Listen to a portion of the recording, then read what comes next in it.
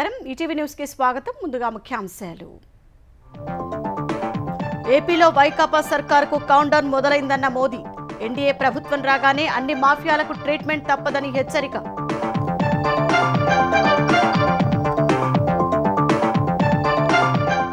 విజయవాడలో Modi Chandrababu Pawan road show municipal stadium నుంచి Benz circle వరకు ర్యాలీ భారీగా తరలివచ్చిన జనం ఎన్డీఏ అధికారానికి వచ్చిన 2 నెలల్లో ఏపీ సమగ్రాభివృద్ధికి కార్యాచరణ ఖజానాను లూటీ చేసిన వారి ఆస్తులు జప్తు చేస్తామని చంద్రబాబు హెచ్చరిక కడపలో అవినాష్ ఓటమి ఖాయమైందన్న షర్మిల దేశం దాటేందుకు పాస్పోర్టు సిద్ధం చేసుకుంటున్నారని వ్యాఖ్య భారతిపై విమర్శలు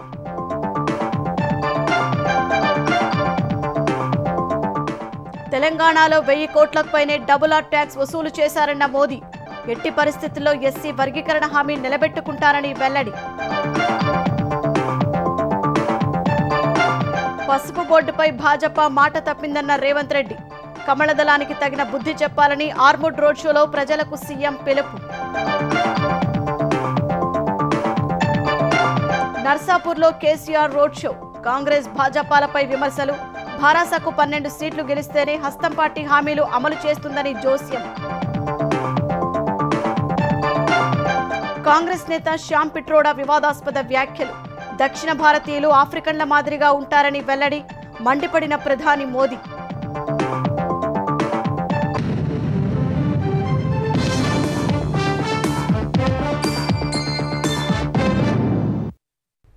ఆంధ్రప్రదేశ్లో వైకాపా సర్కారు ఇంటికెళ్లేందుకు కౌంట్ డౌన్ మొదలైందని ప్రధాని నరేంద్ర మోదీ ధీమా వ్యక్తం చేశారు గత 5 ఏళ్లుగా ఏపీలో అభివృద్ధి లేదన్న మోదీ నమ్మి అధికారంలోకి తెచ్చిన ప్రజలను వైకాపా మోసం చేసిందని ధ్వజమెత్తారు ఇసుక మాఫియా వల్ల అన్నమయ్య డ్యాం కొట్టుకుపోయి పెద్ద సంఖ్యలో ప్రజలు ప్రాణాలు కోల్పోయారన్న ఆయన ఎన్డీఏ అధికారంలోకి వచ్చాక అన్ని మాఫియాలకు పక్కా ట్రీట్మెంట్ ఇస్తామని హెచ్చరించారు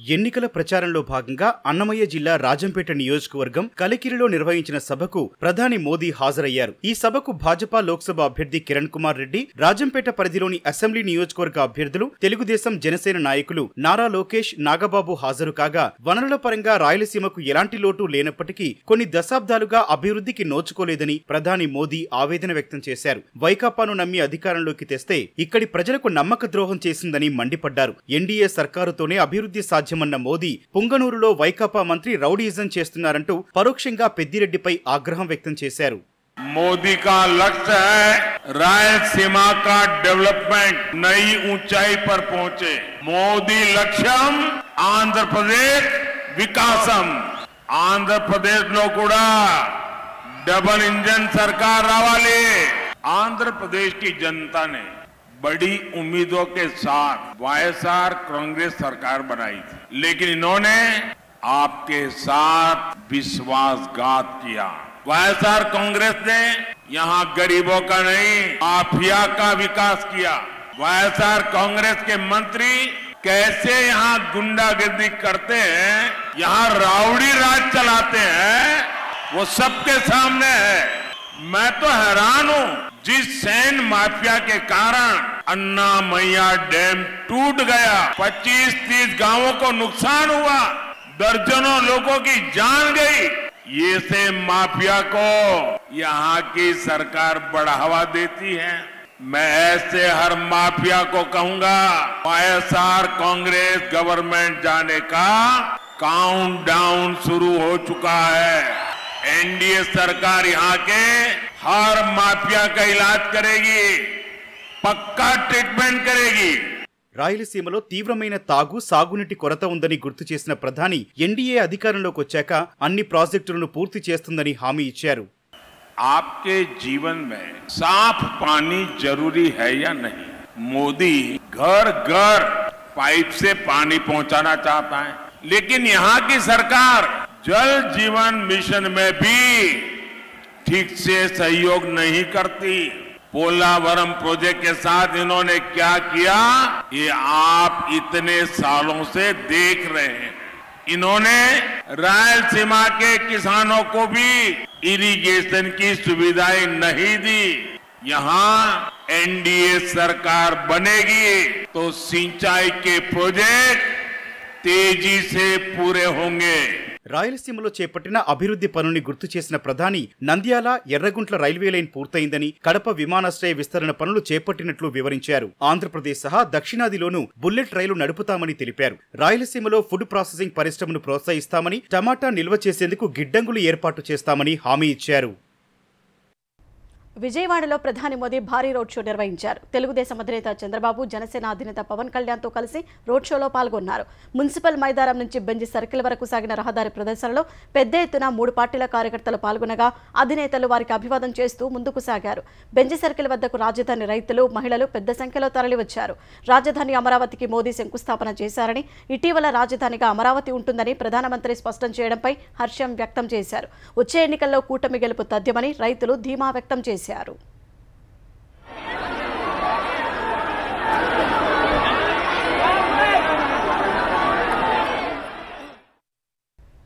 క్లాస్ వారంటూ ఊదరగొట్టే సీఎం జగన్ చదువుకున్న యువకులకు సారా కొట్టు దగ్గర ఉద్యోగాలు ఇచ్చారని జనసేన అధినేత పవన్ కళ్యాణ్ విమర్శించారు. కృష్ణా జిల్లా హనుమాన్ జంక్షన్లో ఎన్నికల బహిరంగ సభలో పాల్గొన్న ఆయన సంక్షేమంతో పాటు అభివృద్ధి చేసేలా పాలన అందిస్తామని హామీ ఇచ్చారు. ఆత్మగౌరవం ఉన్నవారు ఎవరైనా సరే దాస్యం చేయలేక వైకాపా నుంచి బయటికి వస్తున్నారని తెలిపారు. వల్లభనేని వంశీకి జనసేన మద్దతుదారులు ఓటు వేస్తే మహిళలను కించపరిచే వారికి మద్దతు ఇచ్చినట్లేనని పవన్ కళ్యాణ్ అన్నారు. పోలీస్ స్టేషన్ చుట్టూ తిరిగిన వ్యక్తిని దుర్గగుడి చైర్మన్ చేశారని విమర్శించారు. వెండి సింహాలు పోతే వాటితో మేడలు కట్టుకుంటారా అని వైకాపా నాయకులు ఎగతాళి చేశారని పవన్ మండిపడ్డారు. ఈరోజు వైఎస్ జగన్ బాధపడిపోతున్నాడు. కూటమంతా నా మీద కక్ష కట్టింది, ప్రత్యర్థులంతా ఏకమై నన్ను ఓడించడానికి ఉన్నారని.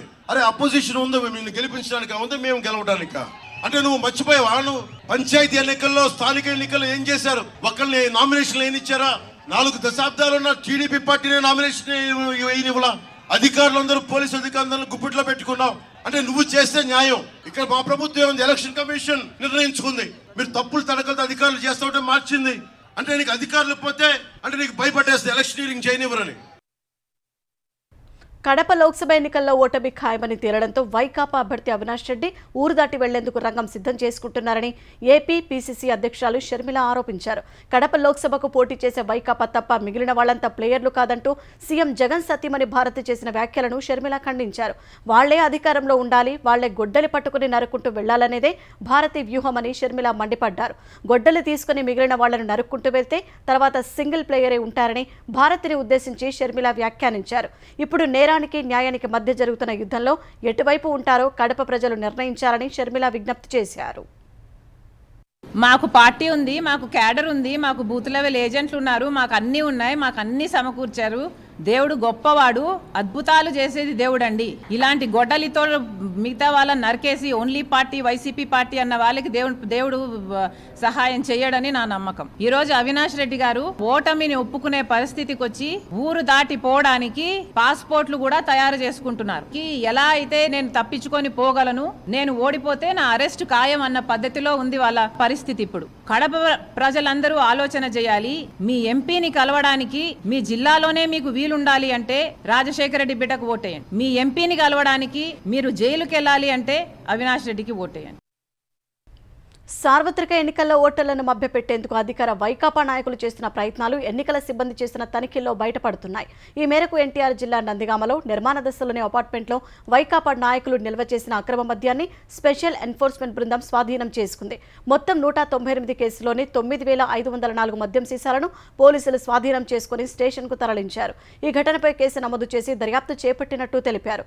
అటు కృష్ణా జిల్లా పెనమలూరు నియోజకవర్గంలో గంగూరు ఏవిఎం గార్డెన్స్లో వైకాపా అభ్యర్థి జోగి రమేష్ తీసుకున్న అపార్ట్మెంట్లో ఎన్నికల ఫ్లయింగ్ స్క్వాడ్ పింగాణి సామాగ్రి ప్లాస్కులు, ఇతర గిఫ్ట్ హ్యాంపర్లను స్వాధీనం చేసుకుంది.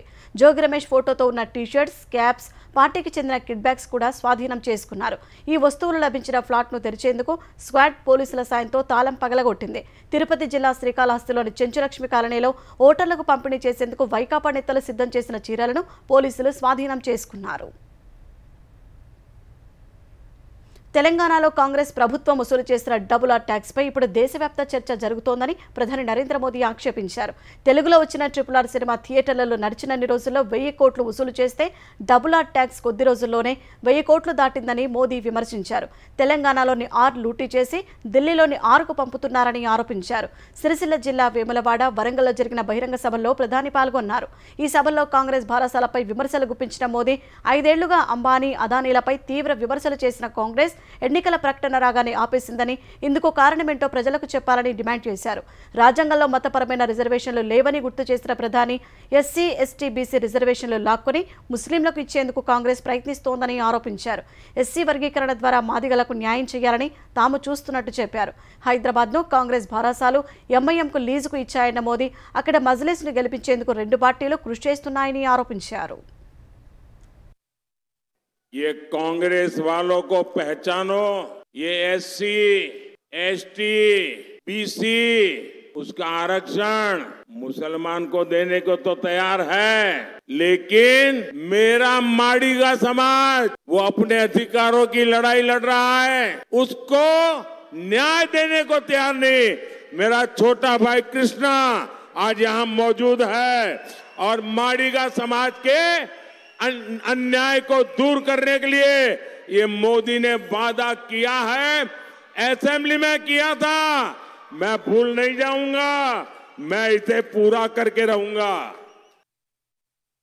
పసుపు బోర్డు విషయంలో నిజామాబాద్ రైతులను భాజపా నమ్మించి మోసం చేసిందని ముఖ్యమంత్రి రేవంత్ రెడ్డి ఆరోపించారు.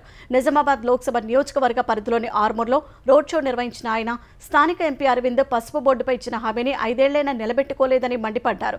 పంజాబ్, హర్యానా రైతులు మోదీ మెడలు వంచి నల్ల చట్టాలు రద్దు చేయించారని తెలిపిన రేవంత్ రెడ్డి నిజామాబాద్, ఆర్మూర్ రైతులు కూడా ఉత్తరాది రైతుల మాదిరిగా పోరాడాలని కోరారు. చక్కెర కర్మాగారం తెరిపించేందుకు ప్రభుత్వం కార్యాచరణ చేపట్టిందన్న ఆయన 42 కోట్ల రూపాయల బకాయిలు చెల్లించేందుకు నిధులు విడుదల చేశామని గుర్తు చేశారు. ఈ నెల 9 లోపు రైతు భరోసా పూర్తి చేస్తామని చెప్పి 6నే నిధులు ఖాతాలో జమ చేశామని పేర్కొన్నారు. ఆగస్టు 15 లోపు రుణమాఫీ చేసి తీరుతారని పునరుద్ఘాటించారు. 2019లో ఒక గుండాయిన ఎంపీగా గెలిచిన 5 దినాలలో నిజామాబాద్కు పసుపు బోర్డు తెస్తా అని బాండ్ పేపర్ రాసి ఇవ్వడమే కాదు, రాజ్నాథ్ సింగ్ నాడికి పిలిపించి మీకు అందరికి మాట ఇప్పించండు. 5 ఏళ్ళు అయిపోయింది, మళ్ళా ప్రధానమంత్రి గారు వచ్చి ఇప్పుడు మళ్ళా గుండును గెలిపించండి, నేను మీకు పసుపు బోర్డు ఇస్తా అంటున్నాడు. ఇదే ఒకవేళ గుజరాత్ లో మాట ఇచ్చుంటే, ఇదే ఒకవేళ ఉత్తరప్రదేశ్ లో మాట ఇచ్చుంటే ఇవాళ నరేంద్ర మోడీ గారు ఇట్లనే వాయిదాలు వేసుకుంటా 10 సంవత్సరాలు వాయిదా పెడుతుండేనా? ఇవాళ మన ప్రాంతం అన్నా, మన రైతులన్నా లెక్కలేని తనం వల్లనే ఎన్ని సార్లైనా వీళ్ళను అమ్మించి గొంతు కొయ్యొచ్చు అని ఇవాళ నరేంద్ర మోడీ గారు, ధర్మపురి అరవింద్ గారు అనుకుంటున్నారు. అసెంబ్లీ ఎన్నికల్లో ఇచ్చిన ఏ ఒక్క హామీ అమలు చేయకుండా తెలంగాణ ప్రజలను కాంగ్రెస్ ప్రభుత్వం మోసం చేసిందని భారాస అధినేత కేసీఆర్ మండిపడ్డారు. ప్రచారంలో భాగంగా నర్సాపూర్లో మెదక్ అభ్యర్థి వెంకట్రామరెడ్డికి మద్దతుగా రోడ్ షో నిర్వహించారు. అరచేతిలో వైకుంఠం చూపించి అధికారంలోకి వచ్చిన కాంగ్రెస్ అన్ని వర్గాల ప్రజలను వంచిందని ధ్వజమెత్తారు. కేంద్రంలోని భాజపా సర్కార్తో తెలంగాణకు నయా పైసా లాభం జరగలేదన్నారు. మోదీ ఎజెండాలో పేదల బాధలు, కష్టాలు ఉండవని తెలిపారు. ఈ ఎన్నికల్లో తెలంగాణ ప్రజల తరపున పార్లమెంట్లో కొట్లాడేందుకు భారాస అభ్యర్థులను గెలిపించాలని కేసీఆర్ కోరారు. ఈ కాంగ్రెస్ మెడలు వంచి నీళ్లు తేవానంటే ఖచ్చితంగా పార్లమెంట్ ఎన్నికల్లో వెంకట్రామరెడ్డి గారిని గెలిపించాలి. ఆయనతో పాటు మనందరం కూడా యుద్ధం చేయడానికి సిద్ధంగా ఉండాలి. ఏమన్నా పైసా లాభమైందా నరేంద్ర మోడీతోని? మోదీ ఎజెండాలో పేదల బాధలు ఉండయి, పేద ప్రజల గోసలు ఉండయి, రైతుల బాధ ఉండదు. ఢిల్లీలో రైతులు ధర్నా చేస్తే 750 మంది రైతులను చంపేసినోడు నరేంద్ర మోడీ. కృష్ణా గోదావరి నీళ్లు నరేంద్ర మోడీ తమిళనాడుకు తీసుకొని పోతా అంటున్నాడు. దాన్ని కాపాడాలన్నా, తెలంగాణ ఆత్మగౌరవం కాపాడాలన్నా ఖచ్చితంగా బీఆర్ఎస్ ఎంపీలు ఉంటేనే పార్లమెంటులో పులిబిడ్డల్లాగా కొట్లాడతారు. మన హక్కులుంటాయి, అందరం బాగా బతుకుతాం.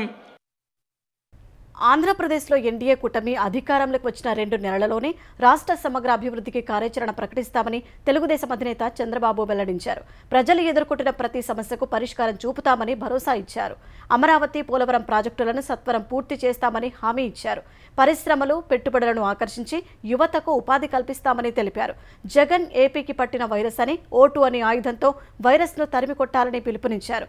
ఖజానాను లూటీ చేసిన వారి ఆస్తులను జప్తు చేస్తామని ఈటీవీ ముఖాముఖిలో చంద్రబాబు స్పష్టం చేశారు.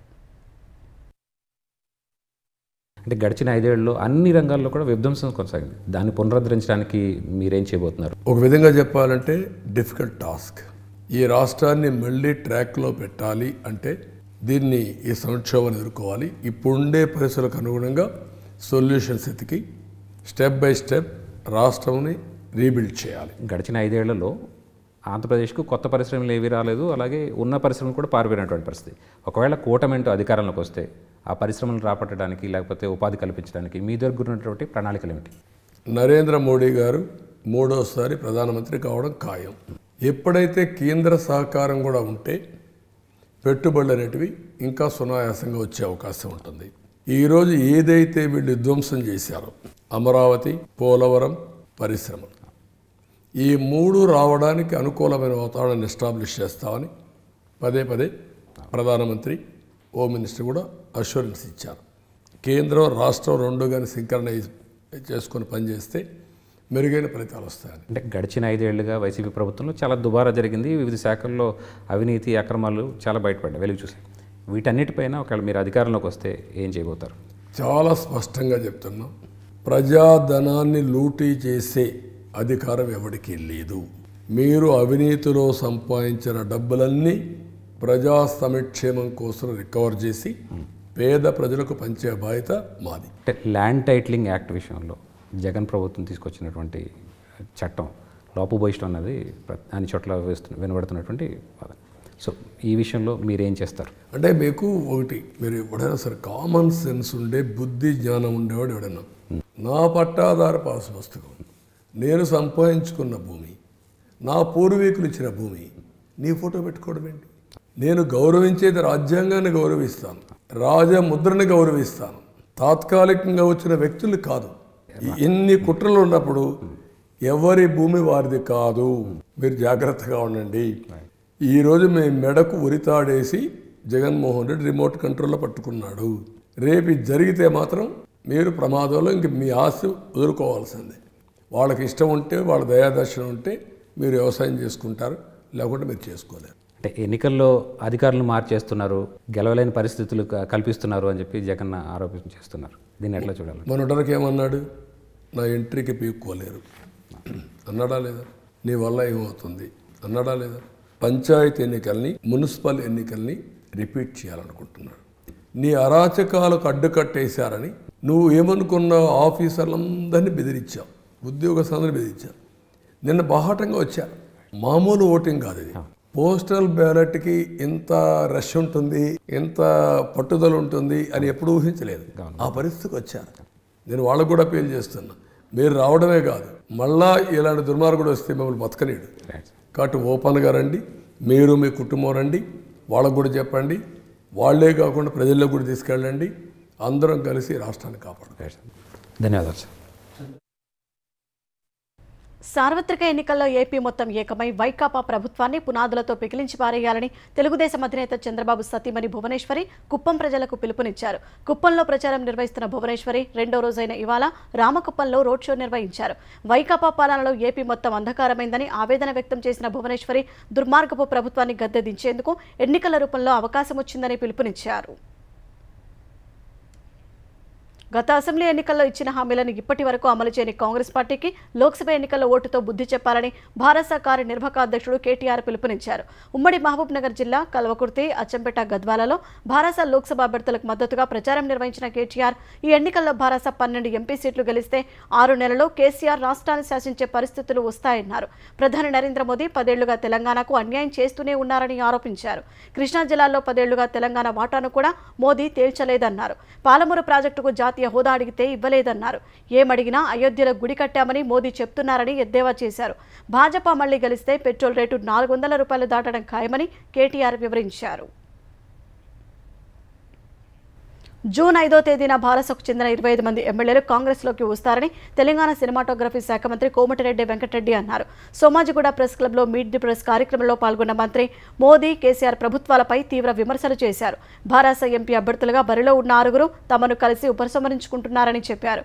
విదేశాల్లోని బ్లాక్ మనీ తీసుకొస్తారని చెప్పి ప్రధాని మోదీ మోసం చేశారని, ఇప్పుడేమో రాముడి జపం చేస్తున్నారని విమర్శించారు. దేశ సంపద మొత్తం అదానీ, అంబానీలకు మోదీ దోచిపెడుతున్నారని ఆరోపించారు. ఇండియన్ ఓవర్సీస్ కాంగ్రెస్ చైర్మన్గా ఉన్న శామ్ పిట్రోడా మరోసారి వివాదాస్పద వ్యాఖ్యలు చేశారు. దక్షిణ భారత్లోని ప్రజలు ఆఫ్రికన్ల మాదిరిగా కనిపిస్తారని, ఈశాన్య భారతంలో చైనీయుల మాదిరిగా ఉంటారని పిట్రోడా వ్యాఖ్యానించారు. ఒక పత్రికకు ఇచ్చిన ఇంటర్వ్యూలో భారత ప్రజాస్వామ్య ఔన్నత్యాన్ని వివరిస్తూ ఆయన ఈ వ్యాఖ్యలు చేశారు. అక్కడక్కడ కొన్నిసార్లు ఘర్షణ పడిన 75 ఏళ్లుగా భారతీయులు సంతోషకరమైన వాతావరణంలో కలిసే జీవిస్తున్నారని పిట్రోడా చెప్పుకొచ్చారు. ఎన్నో విభిన్నతలు ఉన్నా భారత్ కలిసి ఉందన్న ఆయన, తూర్పు భారతదేశంలో ప్రజలు చైనీయుల్లా, పశ్చిమాన అరబుల్లా, ఉత్తరాదిన తెల్లగా, దక్షిణాదిన ఆఫ్రికన్ల వలె ఉంటారని చెప్పారు. పిట్రోడా వ్యాఖ్యలపై వరంగల్, రాజంపేట నియోజకవర్గాల్లో నిర్వహించిన ప్రచార సభల్లో ప్రధాని నరేంద్ర మోదీ మండిపడ్డారు. రూపురేఖలను బట్టి దేశ ప్రజలను అవమానిస్తున్నారని కాంగ్రెస్ నాయకులపై మండిపడ్డారు. లోక్సభ ఎన్నికల వేళ తాను చేసిన వ్యాఖ్యలు వివాదాస్పదం కావడం, భాజపాకు కొత్త అస్త్రాలను అందించడంతో శ్యామ్ పిట్రోడా కాంగ్రెస్ ఓవర్సీస్ చైర్పర్సన్ పదవికి రాజీనామా చేశారు. ఆయన రాజీనామాను కాంగ్రెస్ అధ్యక్షుడు మల్లికార్జున ఖర్గే వెంటనే ఆమోదించినట్లు ఏఐసీసీ వర్గాలు తెలిపాయి. గతంలో వారసత్వ పన్ను అంశంపై పిట్రోడా చేసిన వ్యాఖ్యలను భాజపా అస్త్రంగా మలుచుకోగా, ఇవాళ దక్షిణ, ఈశాన్య, ఉత్తర భారతీయులపై చేసిన వ్యాఖ్యలు వివాదాస్పదమయ్యాయి. సీనియర్ ఐపీఎస్ అధికారి ఏబీ వెంకటేశ్వరరావు సస్పెన్షన్ విషయంలో వైకాపా ప్రభుత్వానికి చుక్కెదురైంది. ఆయన సస్పెన్షన్ను కేంద్ర పరిపాలన ట్రైబ్యునల్ క్యాట్ కొట్టివేసింది. వెంకటేశ్వరరావును రెండోసారి సస్పెండ్ చేయడాన్ని క్యాట్ తప్పుపట్టింది. ఆయనను వెంటనే ఉద్యోగంలో చేర్చుకోవాలని ప్రభుత్వాన్ని ఆదేశించింది. సస్పెన్షన్ కాలంలో జీతభత్యాలు చెల్లించాలని ప్రభుత్వానికి ఉత్తర్వుల్లో స్పష్టం చేసింది. విదేశాలకు వెళ్లేందుకు అనుమతి ఇవ్వాలని హైదరాబాద్ నాంపల్లిలోని సీబీఐ కోర్టులో సీఎం జగన్ పిటిషన్ వేశారు. ఈ నెల 17 నుంచి జూన్ 1 మధ్య లండన్, స్విట్జర్లాండ్, ఫ్రాన్స్ వెళ్లేందుకు అనుమతి ఇవ్వాలని ఆ పిటిషన్లో కోరారు. అక్రమాస్తుల కేసులో సీఎం జగన్ గత 10 ఏళ్లుగా బెయిల్పై ఉన్నారు. గతంలో సీబీఐ కోర్టు బెయిల్ మంజూరు చేసినప్పుడే దేశం విడిచి వెళ్లరాదని షరతులు విధించింది. ప్రస్తుతం విదేశాలకు వెళ్లేందుకు ఆ షరతు అడ్డంకిగా ఉన్నందున దేశం విడిచి వెళ్లవద్దన్న బెయిల్ షరతు సడలించాలని కోర్టును జగన్ కోరారు. జగన్ పిటిషన్పై విచారణ జరిపిన సీబీఐ కోర్టు కౌంటర్ వేయాలని సీబీఐని ఆదేశించింది. తదుపరి విచారణను రేపటికి వాయిదా వేసింది. ఆసియా మార్కెట్ల నుంచి బలహీన సంకేతాల మధ్య విదేశీ మదుపరులు పెట్టుబడుల ఉపశమన కొనసాగించగా దేశీయ స్టాక్ మార్కెట్లు వరుసగా రెండో సెషన్లో నష్టపోయాయి. గత సెషన్లో 384 పాయింట్లు తగ్గిన సెన్సెక్స్ ఇవాళ 45 పాయింట్ల స్వల్ప నష్టాన్ని చవిచూసింది. ఈ ఉదయం 73,225 పాయింట్ల వద్ద ప్రారంభమైన సూచీ మొదటి నుంచి అమ్మకాల ఒత్తిడి కొనసాగడంతో 73,074 పాయింట్ల కనిష్ట స్థాయికి పడిపోయింది. ఈ దశలో తగ్గిన ధరల వద్ద మదుపరులు కొనుగోలు జరపగా 73,608 పాయింట్ల గరిష్ట స్థాయిని తాకింది. తర్వాత మళ్లీ అమ్మకాల ఒత్తిడి పెరిగి 73,462 పాయింట్ల వద్ద స్థిరపడింది. జాతీయ స్టాక్ ఎక్స్చేంజ్ సూచీ నిఫ్టీ ఎలాంటి మార్పులు లేకుండా 22,302 వద్ద ముగిసింది.